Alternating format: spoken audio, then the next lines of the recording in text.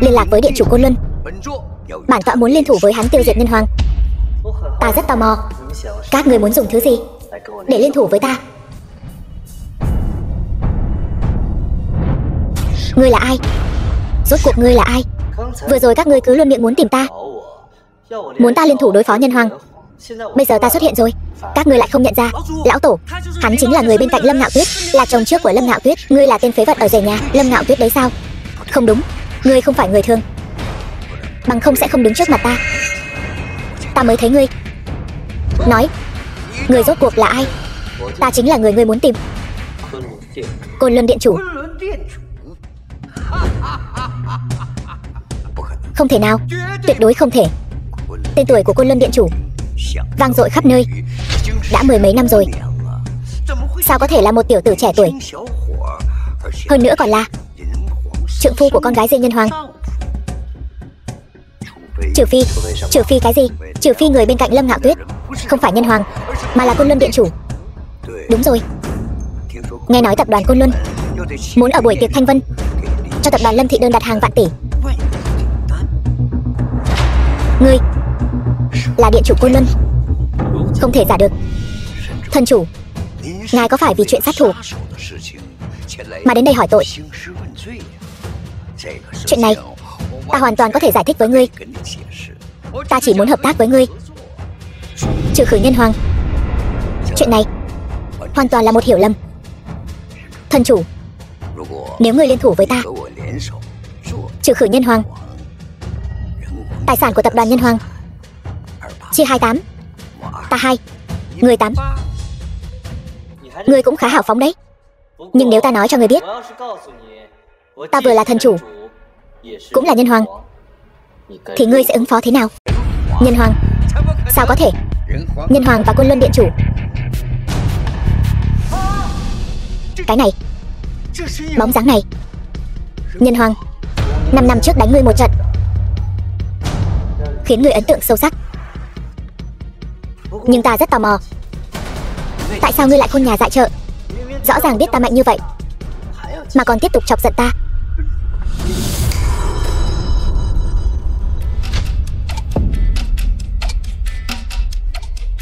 Chỉ chút thực lực này mà còn muốn dòm ngó vị trí Nhân Hoàng của ta, Côn Luân Điện Chủ. Ta sai rồi, cho ta một cơ hội, tha cho ta đi. Tha thứ cho ngươi là việc của Thượng Đế, còn ta là người phụ trách đưa ngươi đi gặp Thượng Đế. Nói đi, còn di ngôn gì không? Đừng lấy mạng ta. Ta đem thiên hạ hội tất cả đều cho ngươi, lấy một thứ đồ bỏ đi mà ta không coi trọng để đổi mạng. Ngươi thật ngây thơ. Thôi đi, các ngươi cứ đi đi.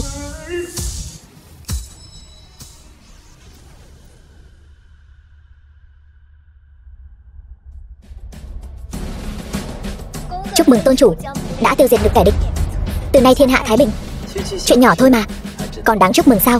Lão phu nhân bảo ngài sau buổi tiệc thanh vân về nhà ăn cơm, thuận tiện dẫn theo vợ về. Đây là bộ trang sức ngọc bích đế vương, bà ấy vừa bỏ 100 tỷ ra mua. Bà ấy còn nói nếu ngài không dẫn vợ về thì bà ấy sẽ không ăn cơm. Mẹ già của tôi bao nhiêu tuổi rồi mà còn bày trò tuyệt thực nữa. Thôi được rồi, cũng đến lúc đưa Ngạo Tuyết về nhà, cầm lấy đồ đi.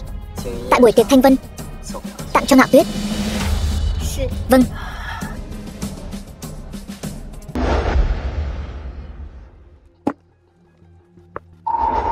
Tổng giám đốc tập đoàn Lâm Thị, Lâm Ngạo Tuyết. Không phải cô nói chị tôi sẽ ở đây đợi tôi sao? Người đâu? Gia chủ đã đi trước một bước đến Hải Châu bên cạnh rồi. Hẹn cô ở Hải Châu để gặp mặt bàn bạc kỹ hơn. Có chuyện gì mà nhất thiết phải đến Hải Châu để nói? Giờ này mà đến Hải Châu thì tối nay chắc chắn không về được. Tôi gọi điện cho chồng tôi trước đã.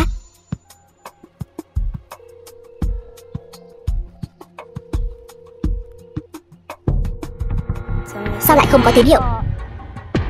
Khu vực này đang được bộ phận thiết bị điều chỉnh. Chúng ta đi trước thôi, đến nơi rồi tính.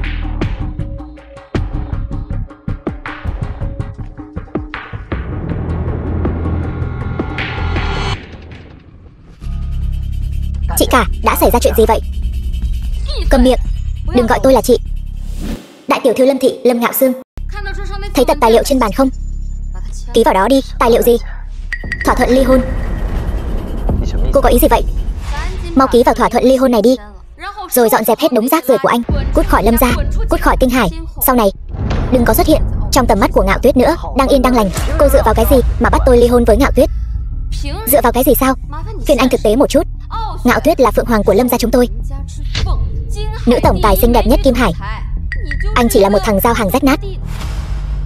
Anh đấy không xứng với cô ấy. Cô để Ngạo Tuyết tự nói với tôi, nếu không tôi sẽ không tin bất cứ lời nào của cô. Ngạo Tuyết, cô ấy không muốn có bất kỳ dây dưa nào với anh nữa, vì vậy cô ấy bảo tôi toàn quyền xử lý chuyện này. Anh không thấy trên tờ thỏa thuận ly hôn này còn có cả chữ ký của Ngạo Tuyết sao? The film was translated and narrated by M Media. Ngạo Tuyết là tổng tài của tập đoàn Lâm Thị, mỗi ngày phải ký rất nhiều tài liệu. Biết đâu đây là do các người thừa lúc cô ấy không để ý lừa cô ấy ký thì sao? Anh là cái thá gì mà dám chất vấn tôi?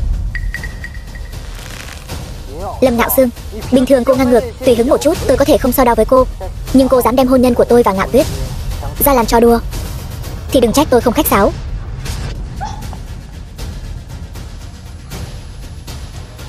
Tên giao hàng này được lắm, anh còn dám đánh tôi. Sở Giật, tôi mong anh đừng có không biết điều.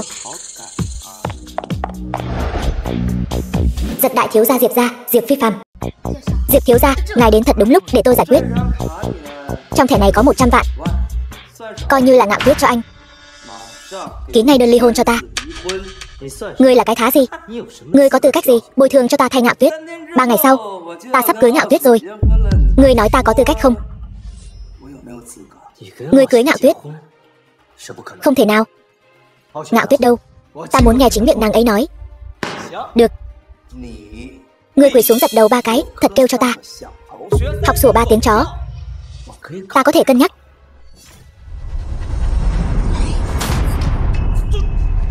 Sở Giật, ngươi nói cho ta biết, sao lại quỳ lại giật đầu? Sở Giật, mau buông tay. Chẳng lẽ muốn Ngạo Tuyết biết ngươi là kẻ sát nhân sao? Đồ hỗn láo, người đang đánh chính là Diệp thiếu, đế đô Diệp thiếu. Dậm chân, cả đại hạ đều phải run rẩy 3 lần. Ngươi dám động vào hắn, còn không mau quỳ xuống chịu tội. Trên thế giới này không ai có thể bắt ta quỳ xuống. Hắn không phải là kẻ giao hàng sao? Sao hắn lại biết võ công chứ? Võ công mà hắn cũng xứng. Hắn chỉ là một tên chó ngáp phải ruồi, nhặt được 2 quả chu quả trên núi và ăn 1 quả mới có được thân thể cường tráng này. Chu quả chính là thứ giúp ngươi đả thông nhâm đốc nhị mạch, đặt nền móng cho cảnh giới tông sư. Đúng vậy, nếu không phải tiểu tử này có mắt như mù, ăn mất 1 quả, ta thu thập được 2 quả chu quả, bây giờ đã là đại tông sư rồi.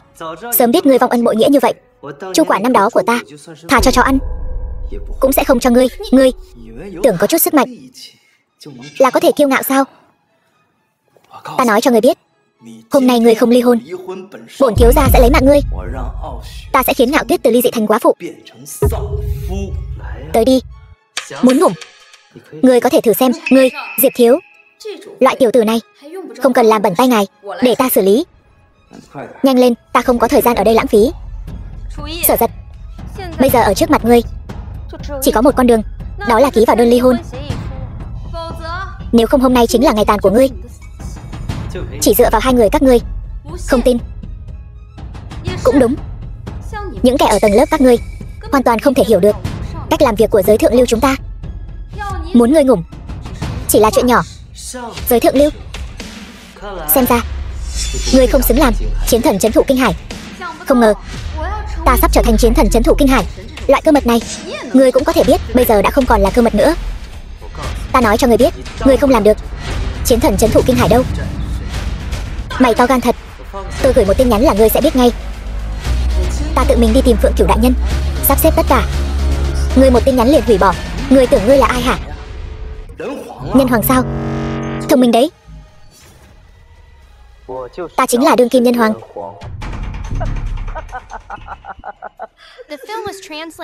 Sở Giật ơi là Sở Giật, ta vốn định cho ngươi ít tiền, đuổi ngươi đi là xong chuyện, cũng coi như là cùng Ngạo Tuyết đường ai nấy đi êm đẹp. Không ngờ ngươi lại dám mạo danh nhân hoàng. Ngươi đây chẳng phải là chán sống rồi sao? Nghe ý này của ngươi, Ngươi muốn cướp hết công lao của ta. 3 ngày sau, ta vì Lâm gia chuẩn bị một buổi tiệc thanh vân. Hay là ngươi cướp luôn cả phần công lao này đi. Sở Giật, có phải ngươi biết mình hôm nay sẽ bị ly hôn, rồi tinh thần rối loạn, điên rồi?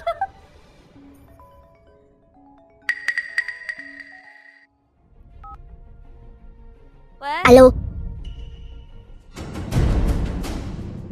ngươi nói cái gì? Tập đoàn Côn Luân trong buổi tiệc thanh vân 3 ngày tới sẽ cho Lâm gia đơn hàng ngàn tỷ. Chẳng lẽ ngươi là nhân hoàng điện hạ thật sao? Cái đầu nhỏ của ngươi cũng lanh lợi ra phết. Đơn hàng ngàn tỷ của tập đoàn Côn Luân, xem ra là sư tôn và thần chủ Côn Luân điện đã đạt được hợp tác, chuẩn bị cùng nhau đối phó với nhân hoàng. Hắn chỉ là một tên đưa hàng thôi, sao có thể vì Lâm gia tổ chức tiệc thanh vân chứ? Đây là do ta sắp đặt. Được rồi, ta suýt chút nữa bị Sở Giật, tên nhóc đáng ghét này lừa rồi. Hóa ra là Diệp Thiếu ra tay. Diệp Thiếu, hắn đang cướp công của ngươi đó. Lâm Ngạo Sương, chúng ta dù sao cũng ở chung một mái nhà, chung sống 5 năm rồi. Ngươi không tin ta, lại đi tin một người ngoài. Ai mà chẳng biết Côn Luân điện và Nhân Hoàng điện là hai thế lực. Cho dù ngươi thật sự là nhân hoàng, thì ngươi cũng không thể sai khiến Côn Luân điện được. Ngươi đang sỉ nhục trí thông minh của ta. Vô phương cứu chữa. Thôi được rồi, tôi gọi điện cho Ngạo Tuyết. Được rồi. Còn muốn mê hoặc Ngạo Tuyết nữa hả? Mơ đi. Ngươi nói nhảm với hắn nhiều vậy làm gì? Trực tiếp xử hắn kéo ra cho chó ăn là được rồi. Người đâu? Kéo tên phế vật này ra ngoài, đánh thật mạnh tay cho ta.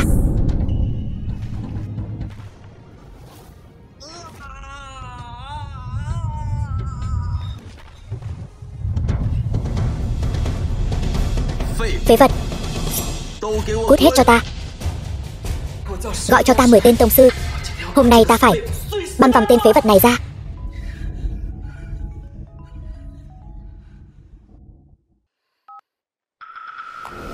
Alo,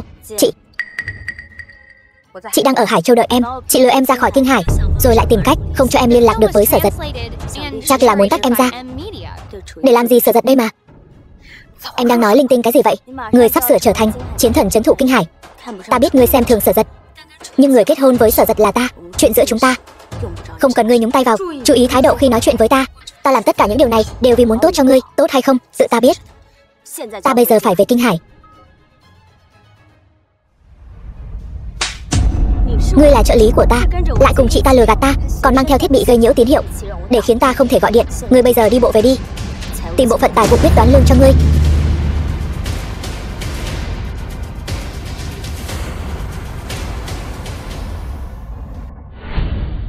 Ban đầu ta còn muốn giữ lại cho ngươi và Ngạo Tuyết chút thể diện. Nếu như ngươi không biết điều như vậy, thì ta đành phải gọi Ngạo Tuyết ra, để ngươi hoàn toàn hết hy vọng. Ngạo Tuyết, ra đây đi. Vợ yêu, nàng đến rồi. Chị nàng muốn khuyên ta ly hôn với ngươi. Cứ nói ở đây, đừng có động tay động chân. Sở Giật, ta ly hôn với ngươi là quyết định ta đưa ra. Sau khi ta suy nghĩ kỹ càng, ta hy vọng ngươi đừng trách chị ta. Suy nghĩ kỹ càng? Tại sao? Ta có chỗ nào làm không tốt? Ngươi rất tốt, chỉ là không theo kịp bước phát triển của ta. Ta và ngươi không cùng một thế giới, miễn cưỡng ở bên nhau chắc chắn sẽ không hạnh phúc. Chỉ vì Lâm gia các ngươi sắp sửa một bước lên mây đúng không? Ngươi cứ nhất quyết nghĩ như vậy thì ta cũng hết cách. Được, vậy còn tình cảm của chúng ta thì sao? Đầu năm ngươi còn nói năm nay muốn sinh con. Ta chuẩn bị năm nay sinh con, nhưng cha của đứa bé chỉ có thể là Diệp Thiếu. Ta và Diệp Thiếu mới là người cùng một thế giới. Hai chúng ta ở bên nhau mới hạnh phúc. Ngươi hãy nhìn nhận thực tế đi. Thật hay cho câu, ngươi và Diệp Phi Phàm mới là người cùng một thế giới. Ngươi chẳng phải muốn bồi thường sao? Nói đi, ngươi muốn bao nhiêu? Ta sẽ để tâm đến chút bồi thường của ngươi sao? Ta chỉ hy vọng sau này ngươi đừng hối hận. Được, vậy ngươi mau ký vào đơn ly hôn đi. Từ nay về sau, ta hy vọng chúng ta không còn bất kỳ dây dưa nào nữa. Được, ta sẽ làm như ngươi mong muốn.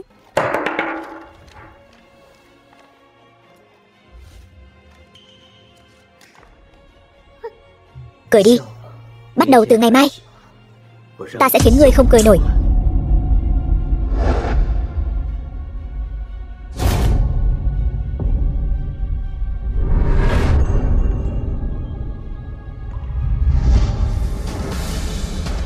Đi thong thả, không tiễn.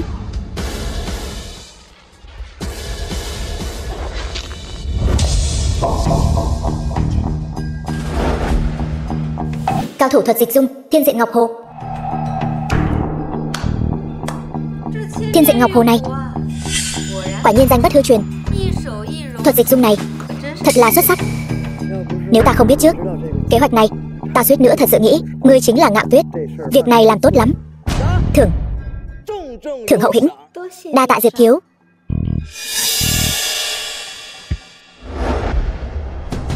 Tôn chủ, là ai chọc giận ngài? Thuộc hạ sẽ thay ngài đi diệt hắn. Không liên quan đến ngươi. Việc ta bảo ngươi điều tra đến đâu rồi? Đã tra ra rồi. Trước mắt có vài thế lực đã hội tụ tại Kinh Hải. Bọn chúng có thể sẽ hành động vào ngày mai, tại buổi lễ trao huân chương của Lâm Ngạo Xương thông báo xuống dưới. Hôm sau, lễ trao tặng huân chương của Lâm Ngạo Xương, ta sẽ đích thân tham gia. Vâng, thiếu gia. Với thực lực và địa vị của ngài, để ý Lâm Ngạo Tuyết, một người đàn bà đã 2 đời chồng, đó là phúc phận của cô ta. Tại sao phải nể mặt cô ta? Tha cho tên Sở Giật đó. Ngươi hiểu gì chứ? Theo ta được biết, sự trỗi dậy nhanh chóng của Lâm gia này, đằng sau có Nhân Hoàng Điện và bút tích của vị nhân hoàng kia. Tuy vẫn chưa làm rõ mối quan hệ của bọn họ, nhưng mà chỉ cần có thể lấy được Lâm Ngạo Tuyết, sẽ có cơ hội tiếp cận Nhân Hoàng. Thế nhưng rõ ràng Lâm Ngạo Xương dễ tiếp cận hơn. Ngài hà tất phải tìm Lâm Ngạo Tuyết? Người đàn bà đã có chồng đó. Thể chất của Lâm Ngạo Xương và công pháp cô ta tu luyện rất kỳ lạ. Tiếp xúc với cô ta nhiều sẽ tạo ra ảnh hưởng tiêu cực đến ta. Đương nhiên vẫn phải là Lâm Ngạo Tuyết rồi. Nay Côn Luân Điện cũng đã gửi đến cho Lâm gia đơn đặt hàng vạn tỷ. Nhất định là đã bị tin đồn chúng ta tung ra ảnh hưởng. Đây là chuyện tốt đối với chúng ta. So với đại kế đã mưu tính nhiều năm với sư tôn, cưới một người đàn bà 2 đời chồng tính là gì? Hơn nữa, cô ta còn rất xinh đẹp. Ngươi cũng không hỏi ta một tiếng, làm ra lắm chuyện thế này. Lừa Sở Giật ly hôn với ta, quá đáng lắm rồi. Ta đã nói bao nhiêu lần rồi, hai người là người của hai thế giới, miễn cưỡng ở bên nhau sẽ không hạnh phúc đâu. Ta làm vậy đều là vì muốn tốt cho ngươi, lại là vì tốt cho ta. Đi đâu vậy? Tìm Sở Giật. Hôm sau là lễ trao huân chương của ta. 3 ngày sau là tiệc thanh vân, có thể khiến cho Lâm gia một bước lên mây. Lúc này ngươi không lo chính sự, tìm tên phế vật Sở Giật đó làm gì? Tỷ, ta hy vọng ngươi hiểu một chuyện, là ta gả cho Sở Giật, chứ không phải Sở Giật ở rể Lâm gia chúng ta. Sở Giật không phải ở rể. Giấy thỏa thuận ly hôn giả này, ngươi tự giữ lấy đi. Ngươi quay lại cho ta. Xem ra không thể giữ lại tên phế vật Sở Giật đó được nữa rồi. Alo, Sở Giật, có chuyện gì vậy? Ta gọi cho ngươi cả đêm. Ta đã ly hôn với ngươi rồi. Ngươi tìm ta làm gì? Ta chưa từng nói ly hôn với ngươi. Ta không đồng ý. Ta lời nói nhảm với ngươi. Hôm nay ta phải tham gia lễ trao huân chương, có việc lớn phải làm. Ngươi đừng manh động, ta sẽ đến tìm ngươi ngay bây giờ. Tỷ phu, thật sự là huynh sao? Lâm Kiệt sao? Lâm Kiệt, ta đã ly hôn với tỷ tỷ ngươi rồi, đừng gọi vậy. Ngươi đừng nói mấy lời vô ích này với ta. Không có quan hệ thân thích, vẫn có thể làm bạn bè mà. Thật ra, lúc huynh và Tuyết tỷ ly hôn, ta đã khuyên, nhưng Sương tỷ nàng ấy không cho ta nói nhiều. Ngươi có biết không, hôm nay hào môn Kinh Hải đều sẽ ở đây, cho nên đến tìm kiếm cơ duyên. Hào môn ở đây vẫn chưa lọt vào mắt ta. Thôi được rồi, ngươi ở trước mặt ta còn giả vờ cái gì nữa? Ta dẫn ngươi vào. Chờ lát nữa, sau khi chúng ta vào trong, trốn ở góc khuất Sương tỷ không nhìn thấy, chờ nàng ấy đi rồi, ta giới thiệu vài vị hào môn cho ngươi quen biết. Nào, đi thôi. Đi thôi. Thưa mời. Xem đi. Tham kiến. Mời vào trong. Tên bảo vệ này thật nhiệt tình. Xem ra địa vị của Sương tỷ bây giờ thật sự rất cao, ngay cả ta cũng được thơm lây. Đi thôi.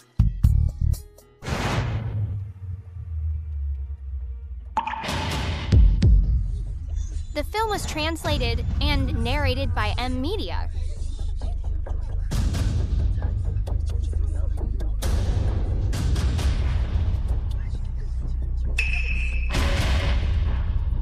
Sở Giật, ai cho phép ngươi hôm nay đến đây? Hôm nay ta mà không đến, lễ trao huân chương của ngươi sẽ không thể tổ chức được. Sở Giật, ngươi đừng khoác lác nữa. Ngươi rõ ràng là hôm qua vừa bị Lâm gia chúng ta đuổi ra khỏi cửa, nên mới mang lòng thù hận, cho nên hôm nay cố ý đến gây rối. Hôm nay ta đến là để cho ngươi hiểu Lâm gia các ngươi ngu ngốc đến mức nào. Tiện thể xem thử là ai muốn quấy rối đại hạ của ta. Ngươi chán sống rồi. Ngươi thấy rồi chứ, những kẻ quyền quý này nắm giữ toàn bộ Kinh Hải, bao gồm cả ăn ở đi lại. Bọn chúng chính là trời của Kinh Hải. Ngươi so với chúng chỉ là một hạt cát nhỏ bé, so với hào quang trăng sáng thôi. Ta là trăng sáng, chúng chỉ là hạt cát. Được, vậy hôm nay ta sẽ xem ngươi ngủm như thế nào. Các ngươi từng người một đều muốn thông qua việc dẫm đạp ta để biểu dương năng lực của mình, nhưng mà các ngươi đã tìm nhầm đối tượng rồi. Ta là sự tồn tại mà các ngươi không thể chọc vào. Nếu những kẻ quyền quý các ngươi từng người một đều tự cho mình là trời của Kinh Hải, vậy ta sẽ chọc thủng cái trời này để Kinh Hải được thay đổi hoàn toàn.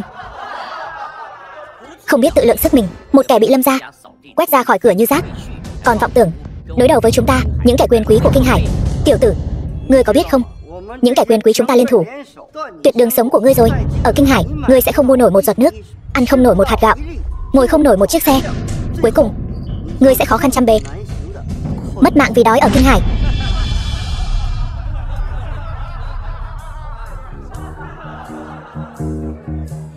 Trong vòng 1 phút, khiến cho những kẻ ở lễ trao huân chương, bao gồm cả Tả gia, Tư gia, Triệu gia, cùng với những kẻ được gọi là quyền quý Kinh Hải phải phá sản. Ta muốn cho những kẻ tự cho mình là đúng này rơi xuống bụi trần. Trong thiên hạ, người có thể trong 1 phút khiến Kinh Hải đổi thay trời đất chỉ có 2 người. Đó chính là Nhân Hoàng của Nhân Hoàng Điện và thần chủ của Côn Luân Điện. Vậy xin hỏi ngài là vị nào? Sở đại lão của tôi. Vậy ta sẽ nói cho ngươi biết, ta vừa là Nhân Hoàng cũng vừa là thần chủ. Sở Giật, ngươi ỷ vào mình có chút sức mạnh liền dám ở buổi lễ trao huân chương gây rối. Ngươi chán sống rồi sao? Còn không mau thả Triệu gia chủ ra cho ta. Nếu như ngươi còn muốn tên rác rưởi này, vậy ta trả lại cho ngươi.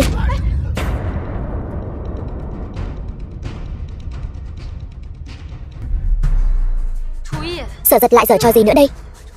Đã hết 1 phút. Thẩm phán giáng lâm.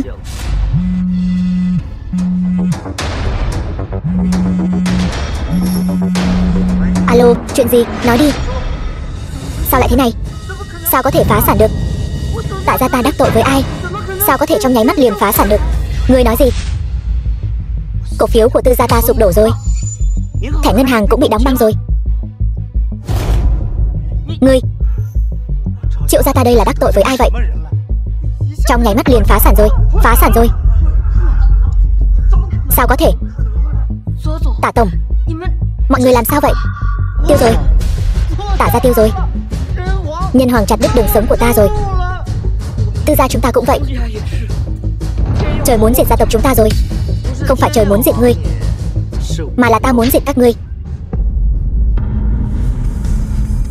Sở tiên sinh, xin ngài rủ lòng thương tha cho chúng tôi. Vừa rồi các ngươi muốn chặt đứt đường sống của ta, có từng nghĩ đến việc rủ lòng thương ta không? Sở tiên sinh, tôi sai rồi. Chúng tôi tội ác tày trời. Xin ngài rủ lòng thương, họa không đến người nhà. Ngài tha cho người nhà của tôi được không? Tiền đề của họa không đến người nhà là ân huệ cũng không đến người nhà. Bọn họ đã hưởng thụ những phúc lợi mà các ngươi làm điều phi pháp mang lại. Vậy thì không phải vô tội. Sở tiên sinh, ta đến 3 tiếng. Cút khỏi tầm mắt của ta. 1 2 3.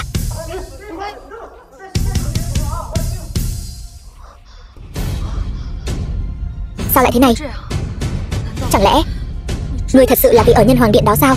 Với tầm nhìn của ngươi, sao có thể biết được cái gì gọi là khả năng thực sự? Chẳng lẽ tất cả mọi thứ của Lâm gia thật sự đều là do ngươi mang đến sao? Ngươi thật sự là Nhân Hoàng chí tôn sao? Đến nước này rồi, ngươi còn nghi ngờ gì nữa? Thật đúng là hết thuốc chữa. Ta thật sự có mắt như mù. Chuyện này sao có thể? Sao lại như vậy? Được. Sở Giật, ngươi quả nhiên biết lừa người. Lợi hại đấy. Diệp thiếu, ngài nói vậy là có ý gì? Ngươi bị hắn lừa rồi. Hắn lừa ta. Nhưng mà vừa rồi ta rõ ràng thấy hắn cầm điện thoại gọi một cuộc điện thoại xong, sau đó Tư Tả Triệu. Tự mình xem đi.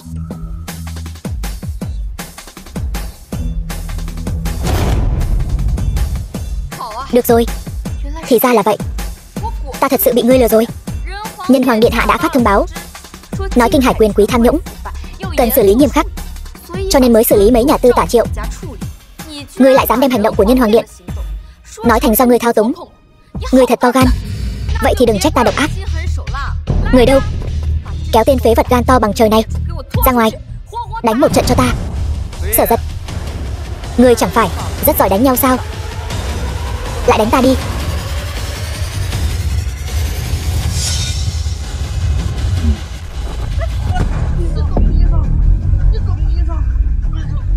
Ta lần đầu tiên nghe nói có người đưa ra yêu cầu quá đáng như vậy. Ngươi còn dám đánh Diệp Thiếu. Ngươi thật sự là không biết tốt xấu. Người đâu? Mau đánh gãy tay chân hắn cho ta. Tất cả dừng tay cho ta. Hiểu lầm. Đều là hiểu lầm.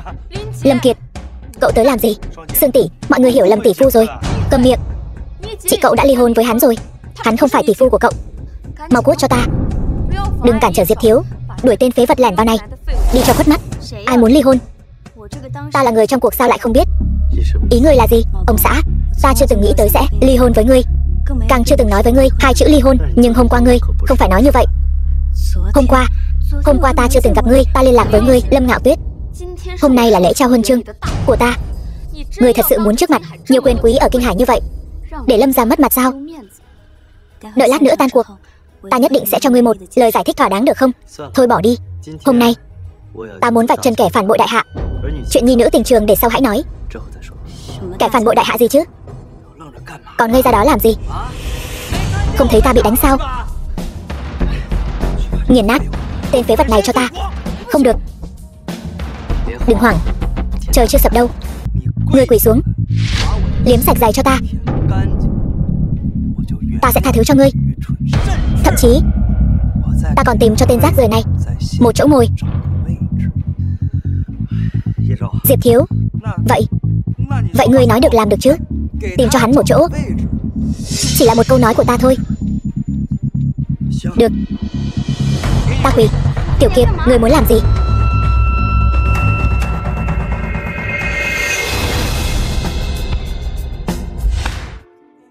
Tỷ phu, từ khi lão ra mất, chỉ có tỷ phu đối xử tốt với ta nhất. Bây giờ tỷ phu gặp khó khăn, ta lẽ ra nên ra sức giúp đỡ. Tâm ý ta nhận, nhưng không cần thiết.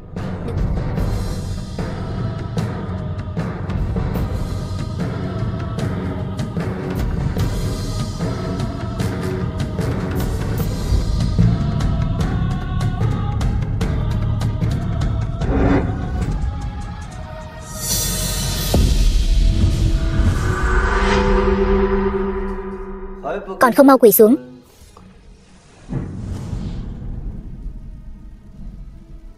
Cho bổn tọa. Diệp Thiếu, người vậy mà không sao. Ta ngồi ở vị trí thuộc về mình, sao có thể có chuyện gì được? Phu quân, chàng. Hắn bây giờ đã cưỡi hổ khó xuống rồi. Uy lực của bảo tọa Nhân Hoàng, ngay cả ta cũng phải trực tiếp quỳ xuống. 1 phút nữa thôi, hắn chắc chắn sẽ bị bảo tọa Nhân Hoàng trấn áp đến mức tan thành mây khói. Đến lúc đó muốn chạy cũng không kịp. Phu quân, đừng. Tuyết tỷ. Lâm Ngạo Tuyết, ngươi điên rồi. Ngươi muốn cùng tên hỗn đản Sở Giật này cùng ngủm sao? Lâm Ngạo Tuyết, đồ tiện nhân, ngươi dám phá hoại kế hoạch của ta. Lâm gia các ngươi điên rồi sao? Ngươi không sợ Diệp Phi Phàm nói là thật, lại gần ta sẽ ngủm. Dù là ngủm, ta cũng muốn cùng chàng bên nhau. Không đúng nha. 1 phút đã qua lâu rồi. Sở ca vậy mà không bị Nhân Hoàng bảo tọa trấn áp. Chẳng lẽ Sở ca chính là chủ nhân của Nhân Hoàng bảo tọa, Nhân Hoàng đương thời? Ngươi cầm miệng cho ta. Ngươi là cái thứ gì mà cũng dám nghi ngờ Nhân Hoàng? Không phải, ngươi là đồ khốn. Diệp Thiếu là thanh niên tài tuấn, do Nhân Hoàng đích thân chỉ định. Hắn sẽ không nhận ra Nhân Hoàng là ai sao? Vậy các ngươi xem, Sở ca hiện tại không sao cả. Các ngươi đều nhìn xem, chính là không sao. Không đúng, Diệp thiếu. Cái này, hắn thật sự ngồi trên đó, một chút chuyện cũng không có. Hắn sẽ không thật sự là nhân hoàng chứ? Phu quân, tại sao chúng ta không sao? Ta ngồi ở vị trí của mình, sao có thể có chuyện được? Nhân hoàng bảo tọa, vị trí của ngươi, chẳng lẽ chàng thật sự là... Không đúng, Diệp thiếu, cái này, hắn thật sự ngồi trên đó, một chút chuyện cũng không có. Hắn sẽ không thật sự là nhân hoàng chứ? Đồ ngu xuẩn, ngươi không mang não theo sao? Ngươi cũng không phải này đâu, quen biết Sở Giật. Thế nhưng, hắn ngồi trên nhân hoàng bảo tọa lâu như vậy, thật sự một chút chuyện cũng không có. Ngươi không thấy Lâm Ngạo Tuyết kia cũng ngồi trên đó, nàng chẳng phải cũng không sao cả. Điều này có thể chứng minh Sở Giật là nhân hoàng sao? Điều này chỉ có thể chứng minh bảo tọa này là giả. Sở Giật, ngươi đừng tưởng rằng ngươi ngồi trên bảo tọa đó chúng ta không dám đến gần là ngươi có thể bình an vô sự. Ta nói cho ngươi biết, Diệp thiếu đã chuẩn bị cho ta một đội bắn tỉa, có thể lấy mạng ngươi từ xa. Bắn.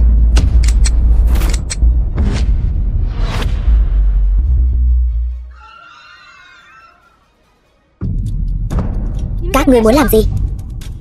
Sở Giật, nếu ngươi là nam nhân thì đừng núp sau lưng nữ nhân, tự gây họa thì tự mình gánh chịu. Đội bắn tỉa ta đưa đến, mỗi người đều là xạ thủ bách bộ xuyên dương. Cho dù Lâm Ngạo Tuyết đứng trước mặt hắn, cũng có thể xuyên qua nàng ta, trực tiếp tiêu diệt Sở Giật. Đừng. Tại sao ngươi không tránh? Bởi vì không sợ. Ta đã nói, đừng hoảng. Bắn bọn họ thành cái dây cho ta. Bắn.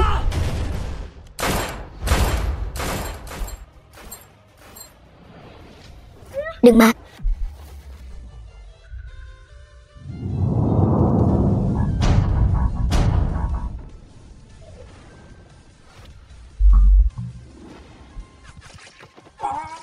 The film was translated and narrated by M Media.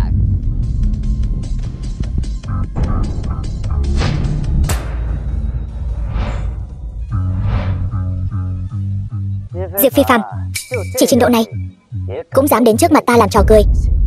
Không thể nào. Bọn họ dùng toàn là 3Z, ngay cả xe bọc thép cũng bắn thủng được. Sao lại không bắn thủng được tên phế vật Sở Giật này? Thánh nữ của Vô Lượng Kiếm Tông là nàng ta. Các ngươi đã gặp rồi sao? Kinh Hải Lâm gia, Lâm Ngạo Sương bái kiến Lục thánh nữ. Nhãn quang Lâm gia các ngươi quả thật là cao siêu. Lục thánh nữ, lời này của người là... Lục sư muội, lâu rồi không gặp. Phong thái vẫn như xưa. Ngay cả sư huynh ngươi, Vương Vũ, trước mặt ta cũng không dám làm càn. Một tên công tử bột như ngươi cũng xứng gọi ta là sư muội sao? Được. Lục thánh nữ đã không nể mặt, vậy ta không nói nhiều nữa. Nhưng mà hôm nay tên này dám ngồi lên bảo tọa nhân hoàng, rõ ràng là sỉ nhục nhân hoàng. Kính xin Lục thánh nữ ra tay trừng trị kẻ này.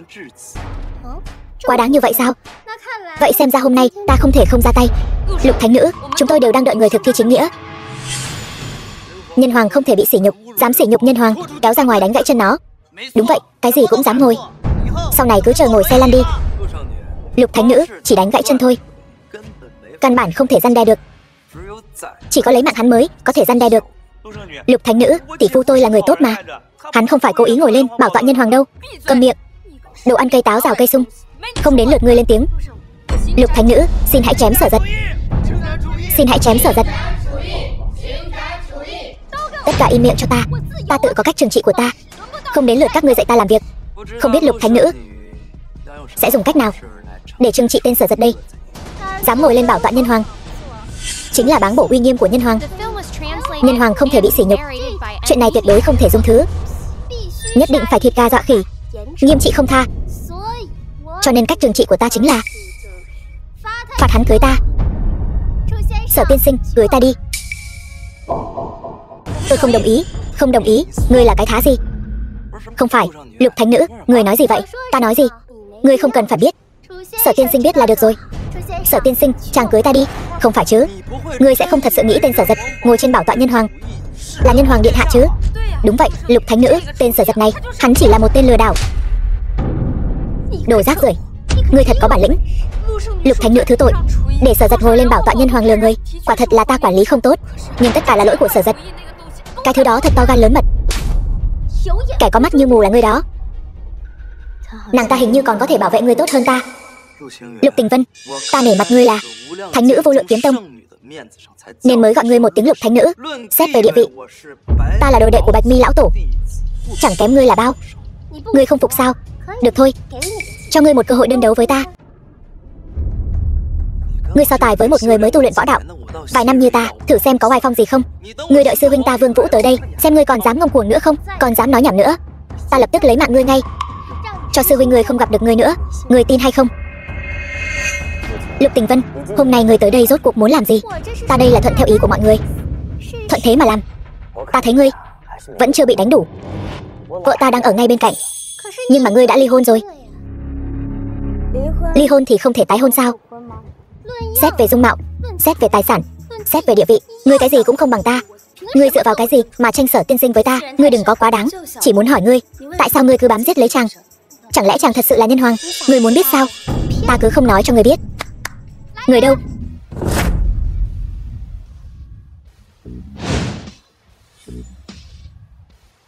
Đây là muốn dùng tiền để áp chế ta sao? Diệp Thiếu, Lục Tình Vân này thích nhân hoàng, e rằng chỉ là cái cớ. Người mà nàng ta thật sự thích là Diệp Thiếu ngài đó. Người đem ta ra làm trò đùa sao? Người nghĩ mà xem, nếu đối tượng nàng ta cầu thân thật sự là nhân hoàng, vậy tại sao nàng ta không đợi nhân hoàng đại nhân đến rồi mới hành động? Hơn nữa nhân hoàng đại nhân có thể đánh bại 3 vị trí tôn, thì tuổi tác cũng hơn 3 vị trí tôn, hơn Lục Tình Vân cả một đời. Ngươi xem thái độ của nàng ta đối với ta giống như cầu hôn ta sao? Diệp Thiếu, ngài không hiểu phụ nữ rồi. Nàng ta làm như vậy chính là vì để mối quan hệ giữa ngài và nàng ta có thể nắm thế chủ động, cho nên nàng ta mới tỏ ra mạnh mẽ như vậy. Hơn nữa theo ta suy đoán, nàng ta cố ý liên lạc với ngài để ngài tham gia lễ phong tước, vốn không liên quan gì đến nàng ta, chính là để xác định hôm nay ngài có mặt ở đây hay không. Chọn thời gian và địa điểm này chính là muốn để nhân hoàng làm chứng hôn. Ngươi nói đúng. Ngoài ta ra, còn ai có thể xứng với nàng ta chứ, phải không? Đúng vậy. Chuyện này ngươi làm tốt lắm. Ngươi yên tâm, nể mặt ngươi, ta cũng sẽ cho muội muội ngươi làm thiếp của ta, được không? Ta sẽ đối xử tốt với nàng ta. Đa tạ Diệp Thiếu gia thương xót muội muội ta. Tình Vân, thực ra muội có ý này. Sao không nói sớm? Ngươi có vấn đề sao? Đừng giả vờ nữa. Thực ra ta biết muội thích ta. Hôm nay là đến cầu hôn ta phải không? Ta thích ngươi. Ta đã nhìn thấu tâm tư của muội rồi. Thực ra muội cứ nói thẳng ra, ta vẫn rất vui lòng kết thông gia với các ngươi. Đến lúc đó thiên hạ hội chúng ta với Vô Lượng Kiếm Tông các ngươi liên thủ với nhau. Đến lúc đó cút sang một bên. Người ta muốn cầu hôn là người ngồi trên bảo tọa. Nhân hoàng này không phải. Muội sẽ không phải vì ta nhìn thấu tâm tư của muội liền bị chuyện chứ. Hắn chỉ là một chàng rể lâm gia. Người đã ly dị xứng với muội sao? Nếu nói Sở tiên sinh cũng không xứng với ta, vậy Lục Tình Vân ta có lẽ sẽ thật sự cô độc đến già. Lục thánh nữ, cô không thể vì hắn ngồi trên bảo tọa nhân hoàng liền lầm tưởng hắn là nhân hoàng chí tôn. Hiểu lầm. Các ngươi thật buồn cười. Sở tiên sinh, trò đùa vừa rồi có vẻ không đủ trang trọng. Bây giờ ta với thân phận thánh nữ Vô Lượng Kiếm Tông chính thức cầu hôn ngài. Xin ngài cưới ta. Lục tiểu thư không chỉ là thánh nữ của Vô Lượng Kiếm Tông, mà còn là tổng tài của tập đoàn Vạn Tỷ. Sao lại có thể để mắt tới chàng rể lâm gia này? Sở Giật này rốt cuộc mạnh ở chỗ nào? Hắn chẳng qua là đẹp trai hơn ta một chút thôi sao? Hắn dựa vào cái gì mà có thể nhận được nhiều sự ưu ái của những bạch phú mỹ đỉnh cấp như vậy? Lục Tình Vân có thể để mắt tới tên phế vật Sở Giật này? Điều này không thể nào. Hơn nữa nghe lời nàng ta nói, nàng ta đã không phải lần đầu tiên cầu hôn Sở Giật. Ở đây có một mỏ dầu ở nước ngoài, 100 căn biệt thự cao cấp ở Thượng Kinh, 10 chiếc máy bay riêng và chi phiếu tiền mặt, còn có 51% cổ phần của tập đoàn Vô Lượng, trị giá vạn tỷ. Những thứ này đều là của hồi môn của ta. Sở tiên sinh, chỉ cần ngài đồng ý cưới ta, tất cả những thứ này, bao gồm cả ta, đều thuộc về ngài. Đã nói không cưới. Tại sao? Là của hồi môn của ta không đủ sao? Nếu không đủ, ta có thể thêm. Chỉ cần ngài đồng ý với ta, vậy thì tất cả của ta đều thuộc về ngài. Muội nghĩ ta thiếu chút của hồi môn này của muội sao? Hắn vì ta, vậy mà có thể từ chối của hồi môn trị giá vạn tỷ. Vậy ta mặc kệ ngươi. Sao nào? Bị ta vạch trần liền muốn đi như vậy? Cháu ngoan không cản đường. Ngươi dám đánh ta? Cha ta còn chưa đánh ta bao giờ. Đánh ngươi đấy. Dám nói nhảm nữa, ta còn lấy mạng ngươi. Được, được lắm. Đợi sư huynh ta Vương Vũ đến. Hôm nay huynh ấy cũng sẽ đến. Đợi huynh ấy đến rồi, để huynh ấy băm vằm ngươi ra. Sư phụ người Bạch Mi lão tổ đã bị ta đánh cho đến mức bạt vô âm tín. Sư huynh ngươi Vương Vũ tính là cái thá gì? Là ai dám bất kính với sư phụ ta? Người đại diện hội trưởng Thiên Hạ Hội Vương Vũ. Sư huynh, ngài rốt cuộc cũng đến rồi. Lục Tình Vân nữ nhân này, nàng ta đánh ta. Sư đệ, đứng sang một bên trước đi, sư huynh sẽ đòi lại công đạo cho đệ. Lục Tình Vân, người thật to gan, dám làm người của Thiên Hạ hội bị thương. Chẳng lẽ người tưởng thanh kiếm trong tay Vương Mỗ ta không sắc bén sao? Hay cho người Vương Vũ lại dám ở trước mặt bổn tọa ta uy phong lẫm liệt, còn không mau quỳ xuống cho bổn tọa. Nhân Hoàng điện hạ. Vương Vũ bái kiến. Sư huynh, huynh đừng để hắn lừa, hắn căn bản không phải Nhân Hoàng điện hạ gì cả. Vớ vẩn, hắn không phải Nhân Hoàng điện hạ, sao hắn có thể ngồi trên bảo tọa của Nhân Hoàng? Sư huynh, Nhân Hoàng bảo tọa này thực ra chỉ là một bản sao chép, tên Sở Giật ngồi trên đó thực ra chỉ là một tên bịp bợm gan to bằng trời. Thân phận của hắn ta chính là tên phế vật ở rể Lâm gia ở Kinh Hải. Thật vô lý, tên tiểu tử này dám cả gan mạo danh Nhân Hoàng. Mau xuống đây chịu ngủ cho ta. Thiên Hạ hội cũng nên ngủ đi được rồi. Sư huynh, huynh không cần phải bận tâm đến bảo tọa Nhân Hoàng, lấy mạng hắn đi, vừa hay là để duy trì tôn nghiêm của Nhân Hoàng. Ra tay đi, nộp mạng đi. Thực lực của ngươi vẫn chưa đủ để bảo vệ kẻ mà Vương Vũ ta muốn lấy mạng.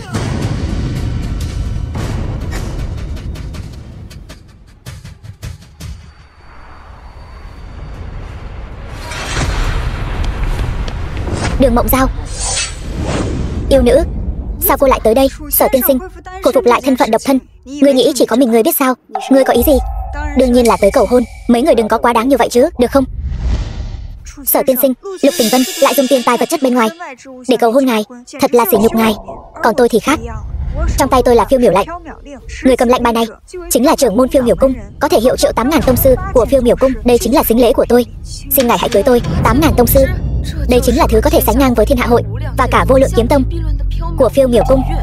Nhưng mà vị phiêu miểu thánh nữ này tại sao lại coi trọng Sở Giật như vậy, lại thêm một người phụ nữ mạnh mẽ đến mức khiến người ta cảm thấy tự ti, sẵn sàng từ bỏ tất cả để theo đuổi Sở Giật. Sở Giật, người rốt cuộc còn cất giấu bí mật kinh thiên động địa gì nữa vậy? Tôi cũng đã hiểu ra được, cho dù là tôi hay Đường Mộng Giao đều không đủ để ngài động lòng, đúng không?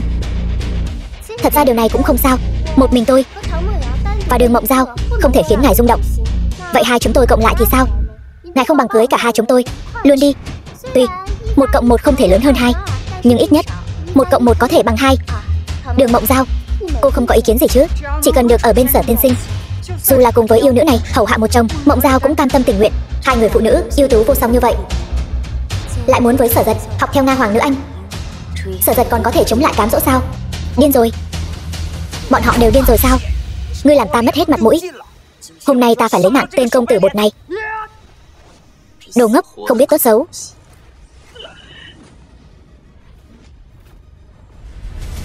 Sư huynh, huynh không sao chứ? Lại dám thử lúc đông người mà đánh lén chúng ta, thật đáng ghét. Sở tiên sinh, đồ không biết điều đã bị đánh bại. Bây giờ ngài có thể cưới tôi và Đường Mộng Giao rồi chứ? Sau này thành hôn, hai chúng tôi nhất định sẽ giúp chồng dạy con, làm hiền thê tuyệt thế của ngài. Nếu anh có lựa chọn tốt hơn thì em sẽ chúc phúc cho anh, chỉ cần anh hạnh phúc là được. Sở tiên sinh, ngài lo lắng tôi và Lục Tình Vân không thể hòa thuận sao? Ngài không cần phải lo lắng, chỉ cần vào một nhà thì chính là người một nhà. Tôi sẽ hòa thuận với cô ấy. Tâm trạng tôi đang không tốt, không muốn bàn chuyện hôn sự. Chồng, xin lỗi, là ta không bảo vệ tốt chàng. Thôi vậy, Sở tiên sinh, bất kể ngài mất bao lâu để bước ra khỏi bóng tối, tôi vẫn sẽ đợi ngài. Còn có ta nữa, Lục Tình Vân ta không cả ai khác ngoài ngài. Sở Giật, sư huynh của ta nổi giận rồi, hôm nay ngươi ngủ chắc rồi. Xem ra sau khi Bạch Mi lão tổ biến mất, Thiên Hạ hội các ngươi chẳng có ai động não cả. Xem ra là lúc để cho các ngươi biết Thiên Hạ hội đã tan rã rồi. Trên thế gian này, ngoài Nhân Hoàng điện và Côn Luân điện, hai đại thế lực lớn mạnh này ra, thì ngay cả vô lượng kiếm tông và phiêu miểu cung cũng chỉ có thể ngang hàng với Thiên Hạ hội. Ngươi còn dám ăn nói ngông cuồng với hắn, còn không mau quỳ xuống dập đầu nhận tội với Dịch Thiếu và Vương hội trưởng đi. Vậy thì hãy mở to mắt mà nhìn cho kỹ, hôm nay ta sẽ khiến Thiên Hạ hội bị xóa sổ như thế nào. Bây giờ là 2 giờ 32 phút chiều, cho người 3 phút để Thiên Hạ hội biến mất khỏi thế gian.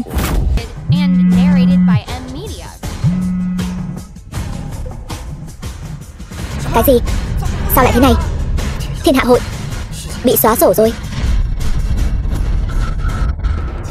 Thiên Hạ hội, một thế lực hùng mạnh như vậy sao lại bị xóa sổ được? Chẳng lẽ Sở Giật thật sự là Nhân Hoàng? Sư huynh, trong điện thoại nói thế nào?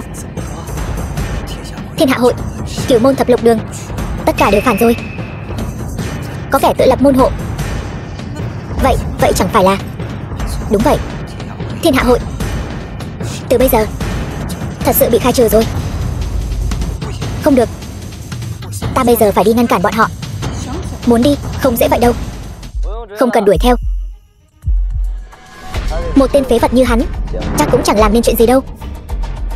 Sở Giật, chẳng lẽ người thật sự là Nhân Hoàng? Nhân Hoàng Điện, đương kim Nhân Hoàng. Chẳng lẽ ta mới là tên hề?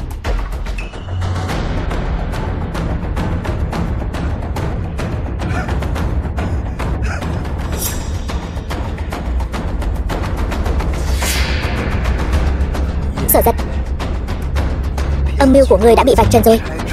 Ngươi còn muốn tiếp tục lừa gạt người khác sao? Thiên Hạ Hội cũng tiêu tùng rồi. Ngươi không đi kiểm kê tài sản, còn ở đây gây sóng gió. Lục Tình Vân, ngươi bớt ở đây, tiếp tay cho giặc. Nói cho ngươi biết, ngươi có bốc hắn lên tận trời. Giả thì mãi không thành thật được. Hắn căn bản không thể nào là đương kim Nhân Hoàng gì đó. Diệp thiếu, ngài có ý gì? Chẳng lẽ Thiên Hạ Hội không có chuyện gì cả? Không bị khai trừ, Thiên Hạ Hội đúng là đã xảy ra nội loạn. Nhưng mà sư huynh ta đã điều tra rõ ràng rồi. Là bởi vì người phụ trách Thiên Hạ Hội, Kiều Môn Thập Lục Đường, từ lâu đã có ý đồ phản nghịch, chỉ là hôm nay mới bùng nổ mà thôi. Sứ giả hộ lệnh Nhân Hoàng Điện Tề Uy mang theo lệnh chiến thần trấn thủ Kinh Hải đến.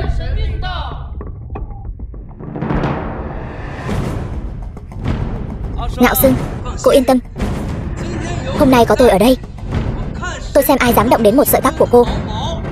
Diệp thiếu, may mà hôm nay có cậu, nếu không thì tôi. Chị chẳng lẽ không nhìn ra, cái tên Diệp Phi Phàm này thực ra chính là một tên nhát gan. Lục Tình Vân, hộ lệnh sứ đã mang theo lệnh chiến thần trấn thủ của tôi đến rồi. Thấy lệnh như thấy Nhân Hoàng. Nếu người dám động đến ta, hộ lệnh sứ nhất định sẽ thay mặt Nhân Hoàng Điện diệt môn Vô Lượng Kiếm Tông các ngươi. Nếu cô ta thật sự hoàn thành thủ tục trở thành Nhân Hoàng Điện chiến thần trấn thủ có trong sổ sách, nếu ta đánh cô ta, hành vi có thể bị xem là khiêu khích Nhân Hoàng Điện. Đánh thì đánh thôi, còn cần chọn thời gian sao? Ra tay. Đúng vậy, ta nay phụng mệnh Nhân Hoàng hành sự, ta có gì đáng phải lo lắng. Cái tát này là đánh ngươi có mắt như mù, cái tát này là đánh ngươi ngu muội vô tri. Diệp thiếu, cô ta đánh tôi. Tốt, được lắm Lục Tình Vân, ngay cả chiến thần trấn thủ của Nhân Hoàng Điện cũng dám đánh. Được, hôm nay ta sẽ cho Vô Lượng Kiếm Tông của ngươi cùng Phiêu Miểu Cung xóa sổ. Dừng bước, Tề lệnh sứ xin nghe, tôi là đệ tử quan môn của Bạch Mi lão tổ, người thừa kế tương lai của kinh đô Diệp gia, Diệp Phi Phàm. Ta, sứ giả hộ lệnh Nhân Hoàng Điện, mang theo lệnh chiến thần trấn thủ, cũng giống như đích thân Nhân Hoàng đến đây, muôn phương tránh lui. Ta mặc kệ ngươi là đồ đệ của ai, con trai của ai. Tề lệnh sứ thứ lỗi, ta cũng là bị cảnh tượng hỗn loạn lễ phong tước hôm nay làm cho tức giận, mong thứ lỗi, thật vô lý. Lễ phong tước của Nhân Hoàng Điện vẫn còn có kẻ dám đến quấy rối. Là ai? Chính là thánh nữ của Vô Lượng Kiếm Tông, Lục Tình Vân. Cô ta thật to gan, tại lễ phong tước đã đánh chiến thần Kinh Hải Lâm Ngạo Sương sắp nhậm chức.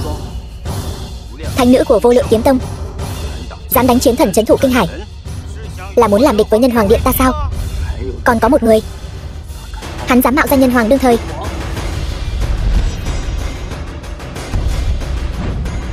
Tham kiến Nhân Hoàng, tham kiến Nhân Hoàng, tham kiến Nhân Hoàng, tham kiến Nhân Hoàng. Hộ lệnh sứ ngài, cút, đứng dậy đi. Tạ ơn Nhân Hoàng. Hộ lệnh sứ, hắn là giả, ngài đừng để hắn lừa. Vô lễ, dám chỉ trích Nhân Hoàng điện hạ. Người đâu, động thủ. Truyền lệnh của ta. Lâm gia Kinh Hải, Lâm Ngạo Xương đức hạnh thấp kém, không xứng đáng làm chiến thần trấn thủ Kinh Hải. Các người đem chiến thần lãnh đưa trở về, đợi chiến thần trấn thủ Kinh Hải đời tiếp theo chọn xong rồi hãy đưa lại. Vâng, thuộc hạ lập tức truyền đạt mệnh lệnh của ngài.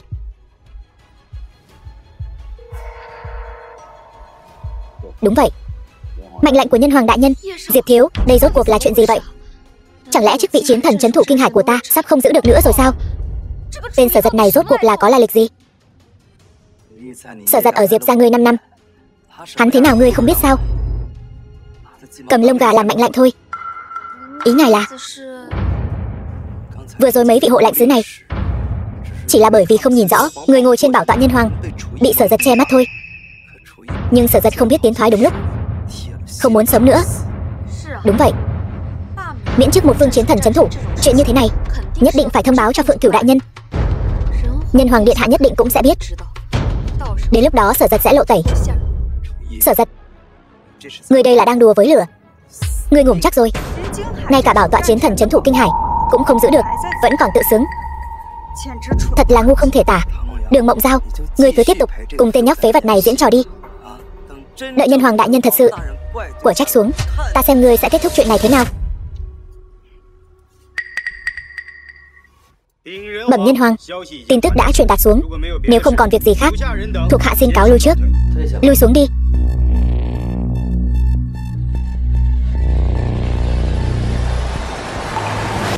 Sở Giật, chẳng lẽ ngươi thật sự là nhân hoàng đương thời? Vậy lúc trước ngươi giấu thân phận kết hôn với ta là vì không muốn tạo áp lực cho ta sao? Tấm lòng của ta luôn bị hiểu lầm, khiến chàng chịu uất ức rồi. Xin lỗi.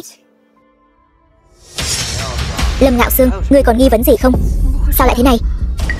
Tại sao? Diệp thiếu, tại sao Sở Giật có thể bãi miễn chức vị chiến thần trấn thủ của ta? Tại sao lại như vậy? Bởi vì tất cả những gì ngươi có đều là do ta ban cho. Ta có thể đưa ngươi lên trời xanh, thì cũng có thể đạp ngươi xuống vực sâu vạn trượng. Sở Giật, ngươi còn khăng khăng mình là nhân hoàng sao? Được, nhân hoàng đại nhân, có thể một câu nói liền bãi bỏ chiến thần trấn thủ Kinh Hải của Lâm gia. Vậy ngươi có thể cho Lâm gia một lần nữa có được một chiến thần trấn thủ Kinh Hải không? Đây không phải chuyện gì khó, đương nhiên có thể. Tốt, rất tốt. Nếu ngươi có thể cho Lâm gia có được một chiến thần trấn thủ Kinh Hải nữa, thì ta sẽ tự cắt đứt một cánh tay ngay tại đây, để tỏ lòng xin lỗi ngươi. Được, mở to mắt mà nhìn cho kỹ.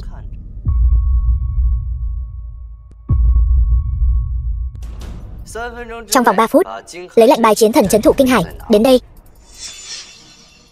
Giao cho Lâm Kiệt, ta muốn phong Lâm Kiệt làm chiến thần trấn thủ Kinh Hải. Tiểu Kiệt, ngươi nghiêm túc chứ? Hắn ta đâu có võ công. Đúng vậy Sở ca, chiến thần trấn thủ liên quan đến 350 vạn km vuông của Kinh Hải, liên quan đến sự an toàn của 180 triệu dân Kinh Hải. Không được, ta không được. Ta nói ngươi được thì ngươi được, ta nói ngươi không được thì ngươi được cũng không được. Sở Giật, sự việc đến nước này ngươi còn sỉ nhục ta, thậm chí còn lấy tên mập Lâm Kiệt này để sỉ nhục trí thông minh của ta. Hôm nay ta nhất định phải liều mạng với ngươi, chán sống rồi.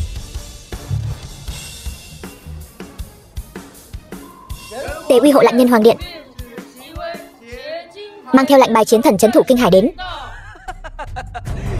Nhất định là Tế lãnh sứ đại nhân biết được Sở Giật đang mạo danh nhân hoàng, nên đến đây xử lý hắn ta. Hộ lệnh sứ, bây giờ biết là ai đang gây sóng gió rồi chứ? Chỉ cần ngài ra lệnh, ta nguyện làm tiên phong, tận tay giúp ngài xử lý tên phế vật to gan lớn mật này.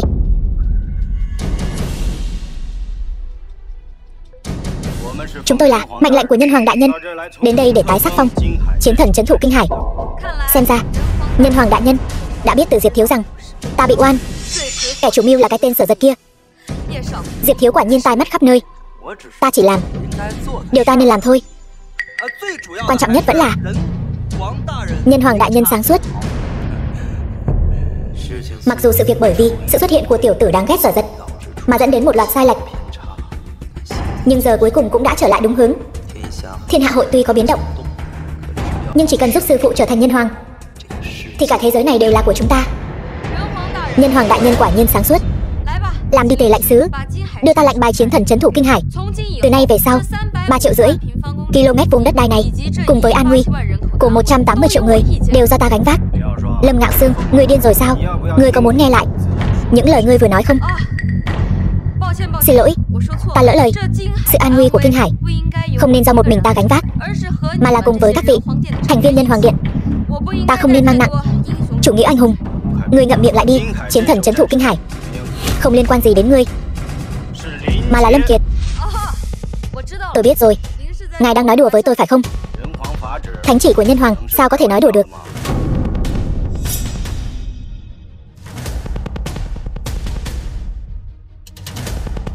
Có thánh chỉ của nhân hoàng.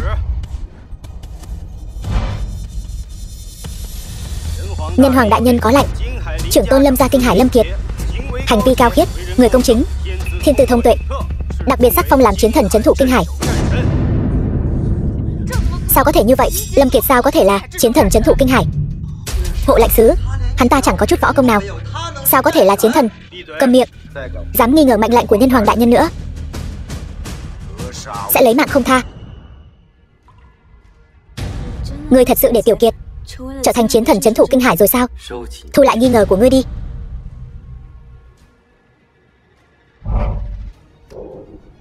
Bái kiến chiến thần trấn thủ kinh hải, kính mời ngài nhận lệnh bài.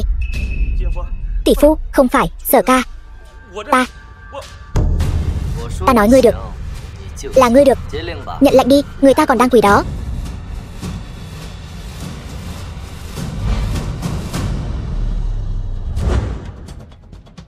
Trấn thủ đại nhân, chúng tôi sẽ đóng quân tại phủ chiến thần. Ngài có bất cứ việc gì đều có thể sai bảo chúng tôi. Được rồi, ngươi đi trước đi. Đi đi. Diệp Phi Phàm, lệnh bài chiến thần kinh hải đã đưa đến rồi, còn không tự đoạn một tay. Với cái đầu óc của ngươi, còn muốn lừa ta tự hại mình sao? Ngươi thật sự tưởng ta không biết tại sao sự việc lại thành ra như thế này sao? Diệp thiếu, ngươi biết nguyên nhân sự việc? Đương nhiên là trong lòng nhân hoàng đại nhân vẫn muốn Ngạo Xương làm chiến thần, nhưng lại bị Sở Giật, cái tên hỗn xược này chọc giận, nên mới để Lâm Kiệt thay thế. Điều này cũng thể hiện nhân hoàng đại nhân kỳ vọng đối với Ngạo Xương. Sao ta không nghĩ ra nhỉ? Diệp thiếu quả nhiên thông minh, ta được nhân hoàng đại nhân để mắt tới, quả nhiên không phải hư danh. Xem ra phải để ta tự mình ra tay rồi. Loại phế vật này cần gì ngài tự mình ra tay, tiểu nữ thay ngài là được. Diệp thiếu, Sở Giật, ngươi đừng chạm vào ta.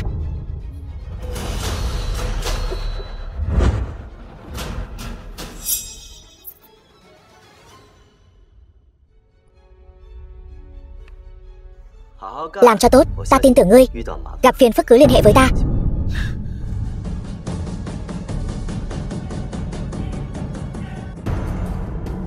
Lâm Ngạo Tuyết, Diệp thiếu đã bị thương rồi, ngươi không ở lại chăm sóc, lại chạy đi đuổi theo tên phế vật đó. Sở Giật có thể biết trước được nhiều tin tức về nhân hoàng điện như vậy, thêm vào đó Đường Mộng Giao, Lục Tình Vân, hai vị thánh nữ, tình cảm ái mộ dành cho hắn cũng tuyệt đối không phải giả.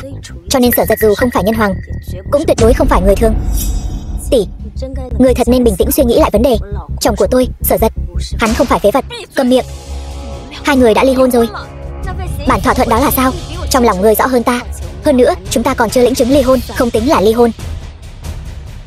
Ngươi muốn chọc tức ta sao? Được, ngươi đi đi. Đi rồi thì đừng gọi ta là tỷ tỷ nữa. Lâm tiểu thư, tạm biệt. Ngươi thật là hỗn xược. Nếu ngươi còn dám bước thêm một bước nữa thì từ nay về sau ngươi sẽ không còn là người của Lâm gia nữa. 3 ngày sau tại buổi tiệc Thanh Vân, đơn hàng nghìn tỷ của tập đoàn Côn Luân cũng sẽ không còn chút quan hệ nào với công ty của ngươi. Lâm Ngạo Tuyết, ngươi đừng đuổi theo nữa. Diệp thiếu, ngươi cứ để cô ta đi theo tên khốn nạn Sở Giật đó đi, cô ta nhất định sẽ hối hận, quay lại tìm ngươi xin tha thứ. Hôm sau, ta dẫn ngươi đi gặp một người, hắn có thể giữ được chức chiến thần kinh hải cho ngươi. Tìm ai có thể thay đổi quyết định của nhân hoàng đại nhân? Tiền nhiệm chiến thần kinh hải Trần Huyền Chi. 5 năm trước hắn cùng nhân hoàng điện hạ chống lại ngoại địch, đã tận tâm tận lực.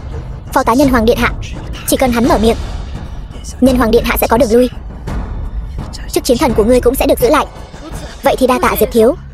Đúng rồi, tôi đưa ngài đi bệnh viện, ngươi đừng chạm vào ta. Vết thương này người thường không chữa được. Ngươi đưa ta về nhà, đưa ta về nhà.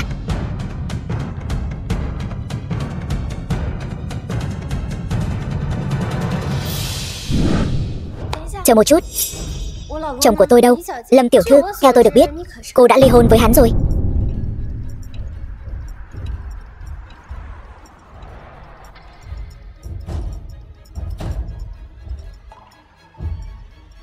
Đến đây làm gì? Chồng, chàng nghe thiếp giải thích. Nàng bây giờ biết ta là đương kim nhân hoàng rồi. Được rồi, trước mặt ta, chàng không cần phải nói dối, càng không cần thiết. Nàng thật tin tưởng Diệp Phi Phàm, cũng không tin ta sao? Ta không phải tin tưởng Diệp Phi Phàm, ta tin tưởng bản thân mình. 5 năm qua, ngày nào chàng cũng ở bên ta. Sao có thể là nhân hoàng lương thời trăm công nghìn việc? Làm gì vậy? Ngươi ngồi nhích vào trong một chút. Ngươi rốt cuộc muốn làm gì? Sở Giật, ta chưa từng nghĩ đến chuyện ly hôn với ngươi. Bản thỏa thuận đó là tỷ tỷ ta tìm ngươi, giả mạo chữ ký của ta.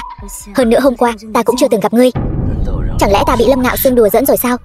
Ngươi vốn đã không thông minh, ngươi còn dám giả mạo nhân hoàng. Ta đã nói ta chính là... Thôi được rồi, không quan trọng. Dù sao thì ta đã trở mặt với chị của ta rồi. Ở tiệc Thanh Vân, đơn hàng vạn tỷ đó ta không cần nữa. Ta không thua kém gì những kẻ theo đuổi ngươi khác. Ta chỉ muốn được ở bên ngươi. Tiệc Thanh Vân, ta sẽ đưa ngươi đi. Còn về đơn hàng đó, không quan trọng. Chúng ta về nhà Long Loạn Nhất Hào.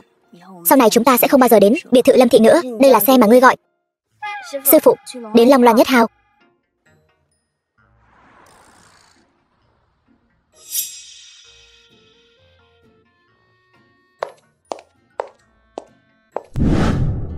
Món ăn đến rồi. Chồng, trước đây ta bận rộn công việc, đều là chàng nấu cơm. Bây giờ ta muốn rảnh rỗi, ở bên chàng cho thật tốt. Mau nếm thử đậu phụ ta làm đi. Chàng làm gì vậy? Đậu phụ nàng làm, sao có thể ngon bằng đậu phụ của nàng được?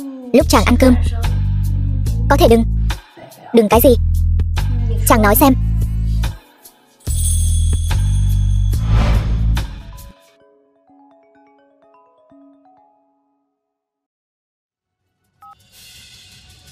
Alo Tiểu Kiệt, có chuyện gì vậy? Thật quá đáng. Ta sẽ đến ngay.